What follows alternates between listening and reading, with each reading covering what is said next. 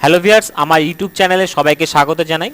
আজকের বিষয় হলো এমপ্লয়মেন্ট ব্যাংক বা যুবশ্রীতে যদি আপনারা এর আগে নাম রেজিস্ট্রেশন করিয়ে থাকেন, তাহলে এমপ্লয়মেন্ট ব্যাংক বা যুবশ্রীর তরফ থেকে একটা নতুন লিস্ট পাবলিশ করা হয়েছে। এই লিস্টে যদি আপনাদের নাম থেকে থাকে, তাহলে আপনারা প্রতি মাসে ১৫০০ টাকা করে পেতে পারেন।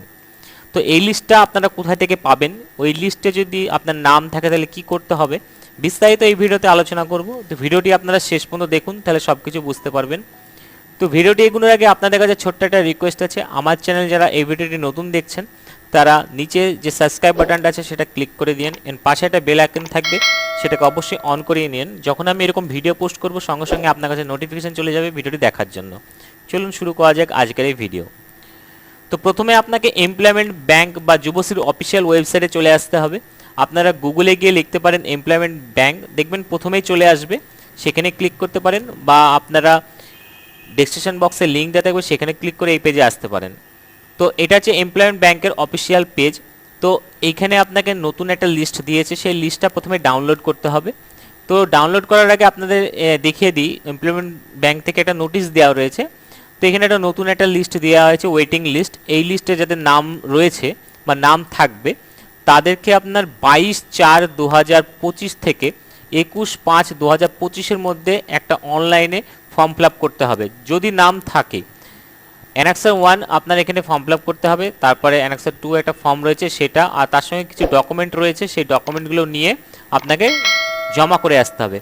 অনলাইনে যেটা অ্যানেক্সার 1 সেটা ফিল আপ করতে হবে 22/4/2025 থেকে 21/4-এর মধ্যে, দিয়ে আপনার ডকুমেন্টগুলো নিয়ে আপনাকে জমা দিয়ে আসতে হবে। তার জমা দেওয়ার জন্য আলাদা একটা ডেট রয়েছে, সেটা 2/6/2025 থেকে 11/6/2025 তারিখের মধ্যে।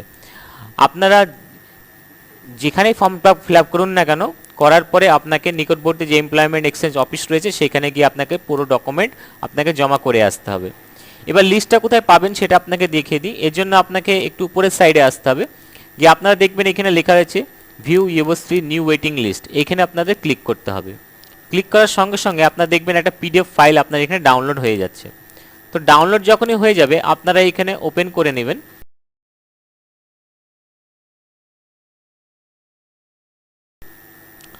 করার পরে দেখবেন এখানে একটা লিস্ট আপনারা এখানে বেরিয়ে, এইখানে একটা লিস্ট দেখতে পাবেন।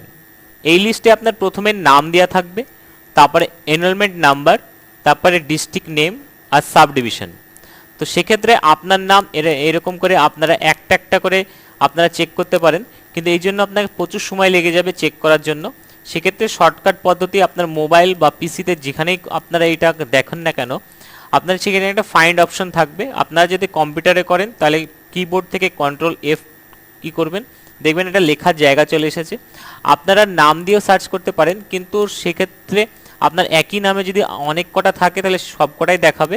আপনারা চেষ্টা করবেন আপনাদের এনরোলমেন্ট নাম্বার দিয়ে এখানে সার্চ করা। তো আমি ডেমো হিসাবে একটা এনরোলমেন্ট আপনাকে আমি দেখিয়ে দিচ্ছি কীরকমভাবে দেখাবে। তো এনরোলমেন্ট আপনারা এখানে লেখার পরে আপনারা এন্টার টিপবেন, দেখবেন আপনার সামনে এরকম জায়গা চলে আসবে নীল হয়ে। তো এইখানে যদি আপনার নাম চলে আসে তাহলে আপনি ভাববেন আপনার নাম রয়েছে। সেক্ষেত্রে আপনার নাম, এনরোলমেন্ট নাম্বার, আপনার ডিস্ট্রিক্ট নেম আর এখানে সাব ডিভিশন পুরো চেক করে নেবেন। তো যদি নাম থাকে সেক্ষেত্রে আপনাকে ফর্ম ফিল আপ করতে হবে। ফর্ম ফিল আপ করার জন্য একটা জিনিস আপনাকে প্রথমে মনে রাখতে হবে, এমপ্লয়মেন্ট ব্যাংকে আপনি যখন নাম রেজিস্টার করেছেন সেই নাম্বারে আপনার একটা ওটিপি যাবে যখন ফর্ম ফিল আপ করবেন। যদি সেই নাম্বার আপনার বাতিল হয়ে যায়, সেক্ষেত্রে আপনাকে এমপ্লয়মেন্ট ব্যাংকের অফিসে যেতে হবে। অফিসে গিয়ে আপনার এনরোলমেন্ট নাম্বারটা দিয়ে আপনাকে মোবাইল নাম্বারটা চেঞ্জ করে নিতে হবে, তবেকার আপনি ফর্মটা ফিল আপ করতে পারবেন। যদি আপনার এই এনরোলমেন্ট নাম্বারটা যদি না দিয়ে আপনি ফর্ম ফিল আপ করতে পারবেন না। মোবাইল নাম্বার চেঞ্জ হয়ে গেলে আপনাকে এই সাবমিট অ্যানেক্সার 1 এইখানে ক্লিক করতে হবে। আপনার কাছে যখন মোবাইল নাম্বারটা থাকবে এবং ইউজার নেম এবং পাসওয়ার্ড আপনার থাকবে, তখনই আপনি এই ফর্মটি ফিল আপ করতে পারবেন। আপনাকে এইখানে ক্লিক করতে হবে। ক্লিক করার পরে আপনার সামনে একটা অপশন চলে আসবে, এখানে দেখতে হবে ইউজার আইডি বা এনরোলমেন্ট নাম্বার। আপনার ইউজার আইডিটাই হচ্ছে এনরোলমেন্ট নাম্বার, যেটা ইবি দিয়ে শুরু হচ্ছে। পাসওয়ার্ড আপনার কাছেই রয়েছে, পাসওয়ার্ড যদি আপনার কাছে না থাকে তাহলে আপনাকে পাসওয়ার্ডটা রিসেট করে নিতে হবে ফরগট পাসওয়ার্ডে ক্লিক করে। যদি আপনার কাছে থাকে ভালো, নাহলে রিসেট করে নেবেন। এর নেক্সট ভিডিওতে আমি একটা দেখিয়ে দেবো যে ফরগট পাসওয়ার্ড কীভাবে করতে হয়। যদি আপনার কাছে থাকে তাহলে পাসওয়ার্ডটা এখানে দিবেন, দিয়ে আপনার ক্যাপচাটা লিখে সাবমিট করবেন, তাহলে আপনার কাছে একটা ওটিপি চলে যাবে, সেই ওটিপিটা দিতে হবে।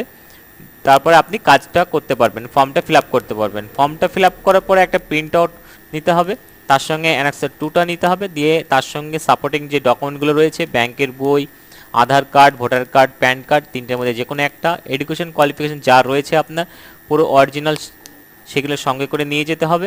আর তার সঙ্গে একটা করে জেরক্স করবেন, দিয়ে আপনাকে সেলফ অ্যাটেস্টেড করে সেখানে জমা দিয়ে আসতে হবে।